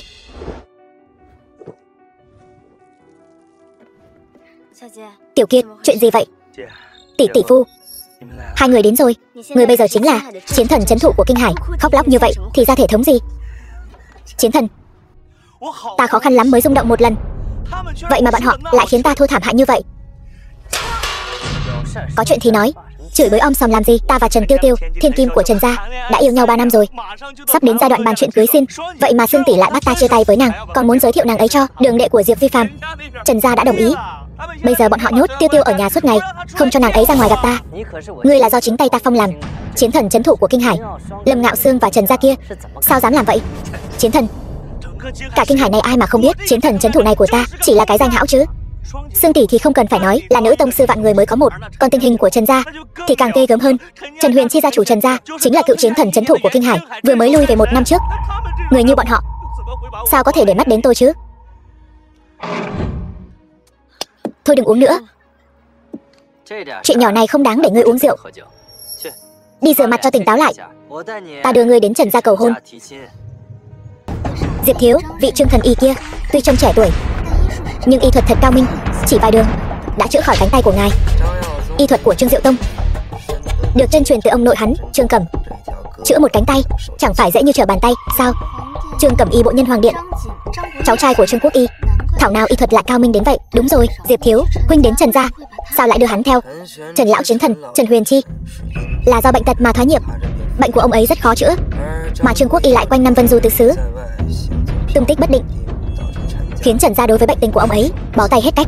Ta đưa Trương Quốc y đến Trần gia, chữa khỏi bệnh cho ông ấy, thì đường đệ của ta mới có thể cưới thiên kim Trần gia, cũng có thể khiến Trần lão chiến thần nói giúp ngươi với nhân hoàng. Diệp thiếu, huynh xem huynh đã giúp ta nhiều việc như vậy, ta thật không biết phải cảm tạ huynh thế nào. Vậy lát nữa muội đến phòng huynh, huynh sẽ nói cho muội biết nên cảm tạ thế nào. Ghét quá đi. Nếu như Lâm Ngạo Tuyết đã không biết điều, cứ nhất quyết đi theo Sở Giật đến cùng, vậy hãy để ta tiếp nhận toàn bộ phú quý ngập trời của Diệp thiếu đi. Ngạo Sương, muội vào trước đi, ta gọi điện thoại một chút. Được.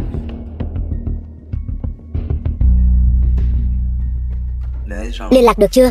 Vẫn chưa liên lạc được. Tôi đến biệt viện Mai Hương của lão tổ xem xét rồi, không có dấu vết gì cả. Sư tôn mưu tính bao nhiêu năm chính là chờ đợi ngày hôm nay, sao vẫn chưa tìm thấy người? Alo. Được, vậy tôi đợi ở đây. Diệp thiếu, có chuyện gì vui vậy? Không cần đợi sư tôn tôi nữa, ông ấy chắc đang bày ra một ván cờ lớn. Viện binh của tôi đã đến rồi, hôm nay nhất định phải gây áp lực, buộc Lâm gia phải lộ diện, ép nhân hoàng xuất hiện, rồi liên kết với thần chủ Côn Luân Điện, một lần tiêu diệt nhân hoàng, chia chắc tài nguyên của Nhân Hoàng Điện. Diệp Thiếu quả không hổ danh là đệ tử được lão tổ coi trọng nhất, quả nhiên tính toán không sai một ly. Ngài cố tình thông qua bên thứ ba gửi thiệp mời cho Lâm Ngạo Tuyết và Lâm Kiệt, cũng gửi cả cho Lâm Ngạo Sương, chính là lo lắng người để ý không phải Lâm Ngạo Sương mà là những người khác của Lâm gia, cho nên định đánh một mẻ lưới. Lợi hại, ngươi cũng coi như có chút thông minh. Đẩy tôi vào hội trường.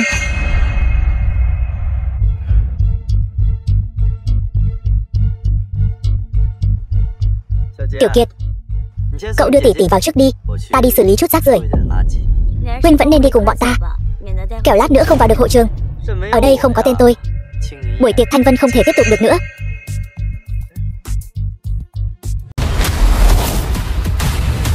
Tứ đại tà thần đảo quốc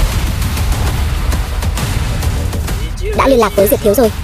Hội trưởng Bạch Mi hội và thần chủ Côn Luân Điện sẽ dẫn dụ Nhân Hoàng ra. Đến lúc đó chính là ngày tàn của hắn. Nhân Hoàng đại hạ đều là đồ xấu xa, bọn chúng đều nên ngủm hết đi. Đồ khốn, ngươi làm cái quái gì vậy? 3 năm trước ta một kiếm đánh nát 30 chiến hạm của các ngươi. Đã nói với các ngươi rồi, đại hạ là cấm địa của tu sĩ đạo quốc các ngươi. Vậy mà nhanh quên thế. 3 năm trước ngươi là Nhân Hoàng, ngươi chính là Nhân Hoàng. Nghe nói đại hạ các ngươi có câu cổ ngữ là kẻ thức thời mới là Trang Tuấn Kiệt. Nay tứ đại tà thần đảo quốc chúng ta đã liên kết với Bạch Mi lão tổ Thiên Hạ hội và thần chủ Côn Luân Điện để đối phó với ngươi. Không biết các hạ nên làm thế nào đây?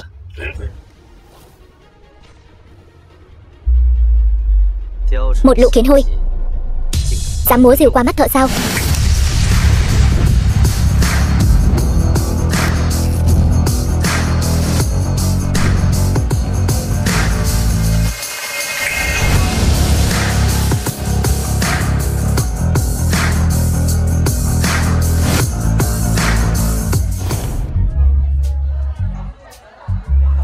Chiến thần đến rồi.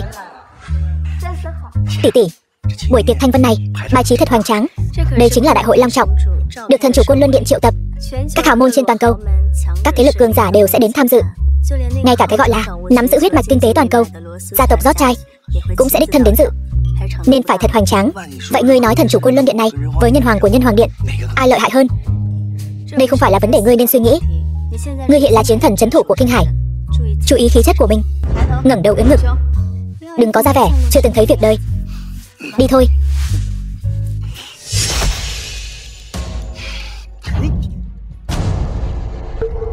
Buổi tiệc thanh vân hôm nay là nơi Lâm gia chúng ta có được đơn hàng vạn tỷ của tập đoàn Côn Luân.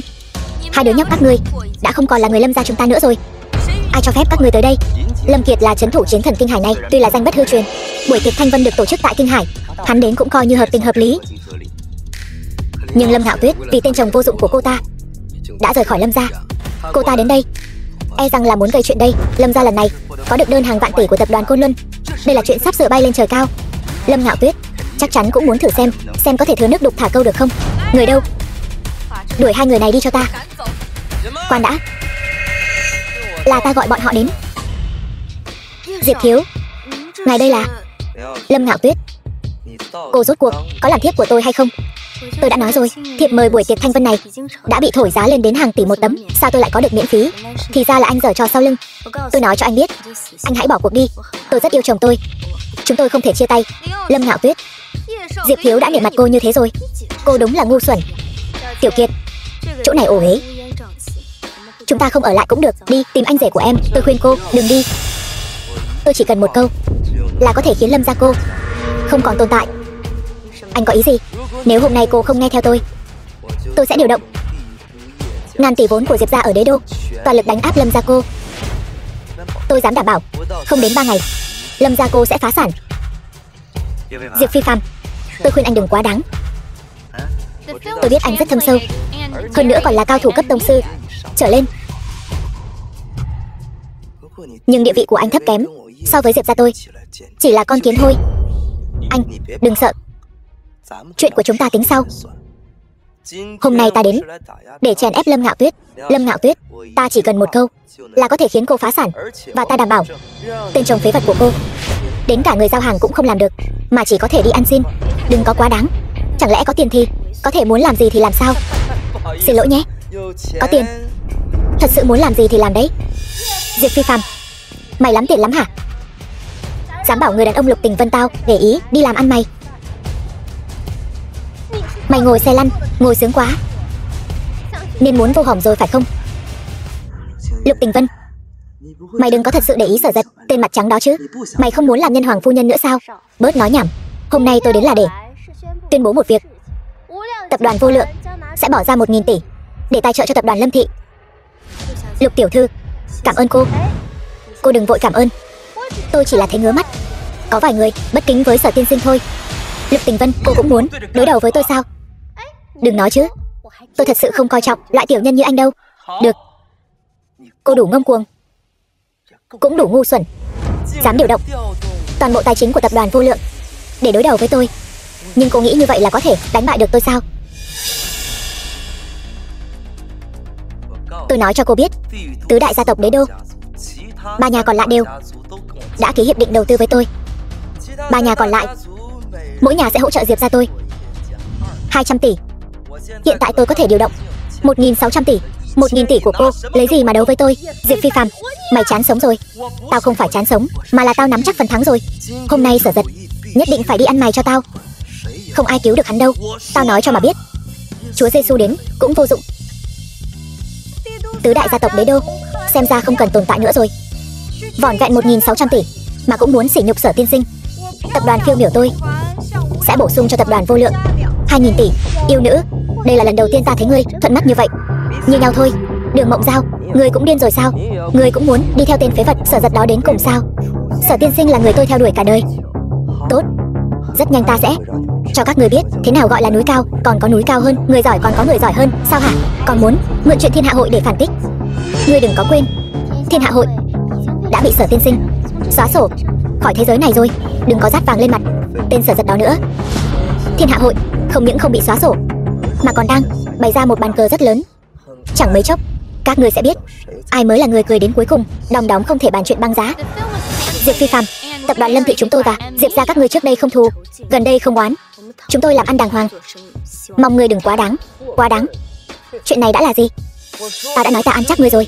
Lâm Ngạo Tuyết, ta nói cho ngươi biết, Sở Giật nhất định thua chắc rồi. Cho dù hai con đàn bà ngu ngốc này có mê mẩn hắn ta, cũng không bảo vệ được hắn đâu. Đúng là đồ khốn. Sao ngươi cũng đánh người tàn tật vậy? Nếu miệng hắn còn không sạch sẽ, ta sẽ lấy mạng hắn. Thời gian sắp đến rồi, chẳng bao lâu nữa các ngươi sẽ biết sự phản kích của các ngươi hoàn toàn vô nghĩa. Diệp, xảy ra chuyện gì mà tức giận đến vậy? Rót Trai tiên sinh, hoan nghênh ngài đến đây. Người thừa kế gia tộc Rót Trai, Jason Rót Trai. Diệp, ai chọc giận ngươi vậy? Sư phụ ngươi và ta là bạn tốt. Nếu có gì cần giúp đỡ, cứ việc nói. Rót Trai tiên sinh, tập đoàn Vô Lượng và tập đoàn Phiêu Miểu của Hạ Quốc ta liên kết với nhau, đang cố gắng dùng tiền để chèn ép ta. Mong tiên sinh ra tay giúp ta phản kích. Tiền bạc là thứ ta nhiều đến mức mốc meo rồi. Nói đi, muốn ta chèn ép ai? Chẳng lẽ đây là người đứng đầu đương đại của tập đoàn Rót Trai, Jason Rót Trai? Trong tay hắn ta nắm giữ hàng chục ngàn tỷ tiền vốn. Nếu hắn ta cấu kết với Diệp Phi Phàm thì chúng ta căn bản không có chút sức chống cự nào. Rót Trai tiên sinh, hai người phụ nữ này đang cố dùng tiền để ngăn cản kế hoạch của sư phụ tôi. Diệp Phi Phàm, ngươi còn lôi cả người nước ngoài để đối phó với chúng ta, thật quá vô liêm sỉ. Ta đã nói ta sẽ ăn chắc ngươi rồi. Lâm Ngạo Tuyết, Jason phải không? Ngươi tốt nhất đừng rước họa vào thân cho cả gia tộc ngươi. Nếu không, ngươi sẽ biết thế nào là núi cao còn có núi cao hơn. Tiền cũng không phải là vạn năng. Trên thế giới này có một người có thể uy hiếp ta, chính là điện hạ đại hạ nhân hoàng của các ngươi. Nhưng mà ngài ấy đã không còn nữa. Bây giờ không ai có thể uy hiếp ta. Tấm chi phiếu này có thể rút tại ngân hàng thế giới 5.000 tỷ. Hôm nay ta sẽ cho các người biết, tiền tuy không vạn năng, nhưng lại có thể khiến các ngươi quỳ xuống. Jason, ai cho ngươi lá gan ở đại hạ mà dương oai diễu võ? Sở Giật, tên phế vật nhà ngươi cũng tới sao? Ngươi dám bất kính với ngài Jason, còn không mau quỳ xuống chịu tội cho ta. Vậy ngươi hãy hỏi tên dựa hơi tây này xem hắn có chịu nổi một lại của ta không? Sở Giật, yên tâm, ta không lấy mạng ngươi. Ta muốn cho ngươi làm kẻ ăn mày suốt đời. Xin ăn cả đời. Ta, câm miệng. Không nhìn ra tình thế sao? Ngươi muốn hại ngủm ta sao? Ngài Jason, ngài làm gì vậy? Kẻ bất kính với ngài không phải Diệp Thiếu, mà là tên phế vật dở dật này. Nhân Hoàng điện hạ, tôi sai rồi. Tôi thật sự sai rồi. Ngài rót chai, ngài nhận nhầm người rồi. Ở đây làm gì có nhân hoàng nào? Nhân Hoàng điện hạ, một chiêu lấy mạng mấy ngàn lính đánh thuê của tôi, bản thân tôi cũng suýt ngủm dưới tay điện hạ nhân hoàng. Tôi có thể nhận nhầm người sao? Jason, lời nói 5 năm trước ngươi quên rồi sao? Nhớ chứ? Gặp ta một lần, đánh ta một lần. Nhưng tôi có lời giải thích. Ta không cần lời giải thích của ngươi. Hộ pháp đệ nhất của điện hạ nhân hoàng. Phượng Kiều kiếm sĩ nhân hoàng kiếm tới.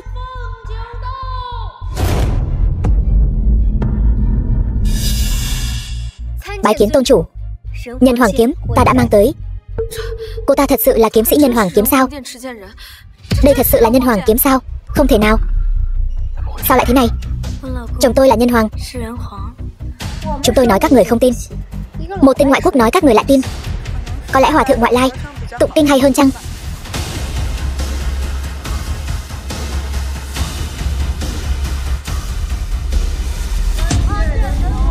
Bái kiến nhân hoàng. Nhân hoàng điện hạ, đều là Bạch Mi lừa tôi. Hắn nói ngài đã qua đời, tôi mới dám đến đại hạ. Nhân hoàng, Bạch Mi lừa tôi. Jason muốn tôi ra tay, hay tự ngươi làm đi? Không, nhân hoàng điện hạ, ta tự tay làm. Ngoài ra, ta nguyện dâng 9 phần gia sản, đổi lấy bình an cho tộc nhân của ta. Được.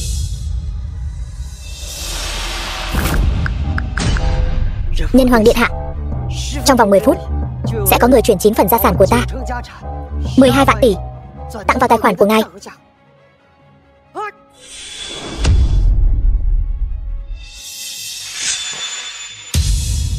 Diệp Phi Phàm, ngươi thật sự là chủ đánh một, thân tàn trí kiên, đến nông nỗi này rồi, còn ở đây nhảy nhót. Nói đi, ngươi muốn ta làm sao? Biến thành kẻ ăn mày đây? Sở Giật, dù ngươi là nhân hoàng, ta cũng không sợ ngươi. Ngươi tự nói ra cũng tốt, tiết kiệm cho ta rất nhiều phiền phức. Ta nói cho ngươi biết, ta đã giăng thiên la địa võng, chỉ chờ tóm gọn ngươi. Thiên la địa võng. Tên nhát gan Jason nói không sai. Sư phụ ta Bạch Mi lão tổ căn bản chưa ngủm. Ông ấy đang ẩn nấp trong bóng tối, chuẩn bị bất cứ lúc nào tiêu diệt ngươi. Vậy ngươi nói xem, họ không liên lạc với ngươi, rốt cuộc đang ở đâu? Sư phụ ta thần cơ diệu toán, đã liên kết với một nhóm cao thủ, chuẩn bị bất cứ lúc nào tiêu diệt ngươi. Sư phụ ngươi, ta đã lấy mạng ông ta ở biệt viện Mai Hương rồi. Ngươi không phát hiện mấy ngày nay ngươi không liên lạc được với ông ta sao? Không thể nào, ngươi gạt ta. Sư phụ ta sức mạnh cao cường, hơn nữa là thần cơ diệu toán, sao ngươi có thể lấy mạng ông ta được? Ông ta đã liên lạc với cao thủ ngoại vực, chuẩn bị bất cứ lúc nào. Là 4 tà thần đảo quốc đó phải không? Vừa rồi ở bãi đậu xe, ta đã tiến hắn đi gặp sư phụ ngươi rồi. Sao lại thế này? Sư phụ ta là người có đại trí tuệ, 4 tà thần đảo quốc cũng có sức mạnh thông thiên, sao ngươi có thể lấy mạng được? Sao có thể? Kẻ mạnh trong mắt ngươi, ở chỗ ta như con kiến hôi. Đại trưởng lão Côn Luân Điện, tổng tài tập đoàn Côn Luân Trịnh Nguyệt Minh tiên sinh đến.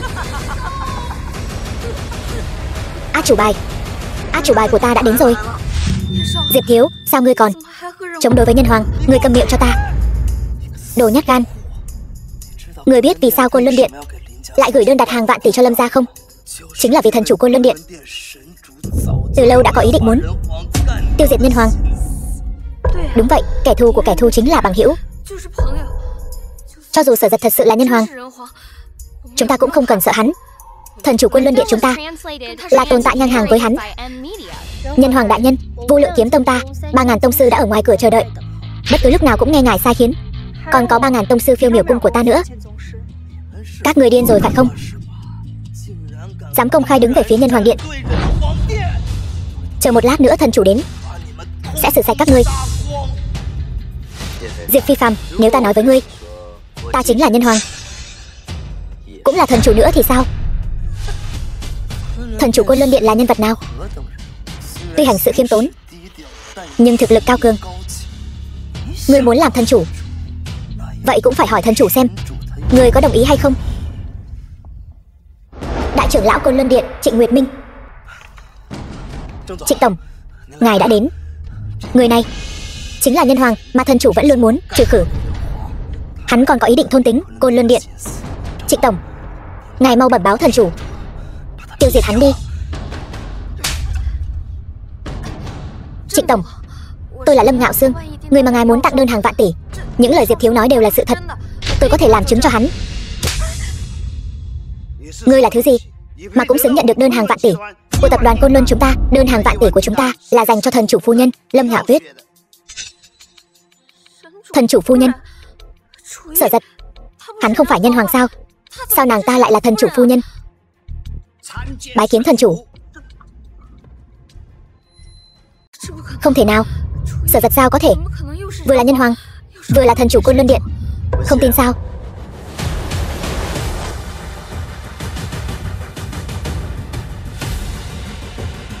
Vậy ta sẽ cho ngươi xem thần chủ lạnh của ta.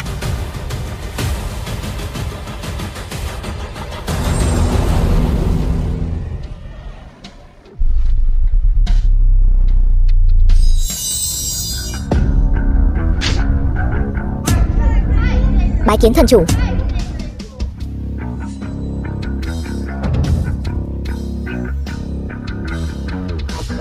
Truyền pháp lệnh của ta.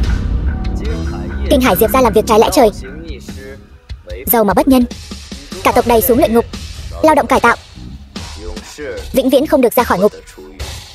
Nhân hoàng, nhân hoàng, ta sai rồi. Nhân hoàng. Còn ngươi, Lâm Ngạo Sương, tâm thuật bất chính, cũng đẩy xuống luyện ngục, lao động cải tạo. Ngạo Tuyết, Ngạo Tuyết, muội giúp ta với. Ta là tỷ tỷ của muội mà. Ta hiện tại vẫn chưa muốn lao động cải tạo. Muội giúp ta với. Phu quân ta. Thần chủ chưa từng nói tỷ tỷ vĩnh viễn không được ra khỏi ngục. Tỷ tỷ ngoan ngoãn cải tạo, nói không chừng còn có cơ hội ra ngoài.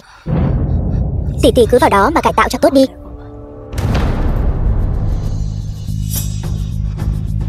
Tôn chủ, đây là bộ trang sức 3 món mà lão phu nhân mua được, mời ngài xem qua. Mẫu thân muốn ta dẫn một người vợ về. Ngạo Tuyết, dẫn gì mà một người? 3 người vợ, nên chọn 3 người. Nhân hoàng điện hạ, trẻ con mới phải lựa chọn. Người lớn như ta muốn tất cả.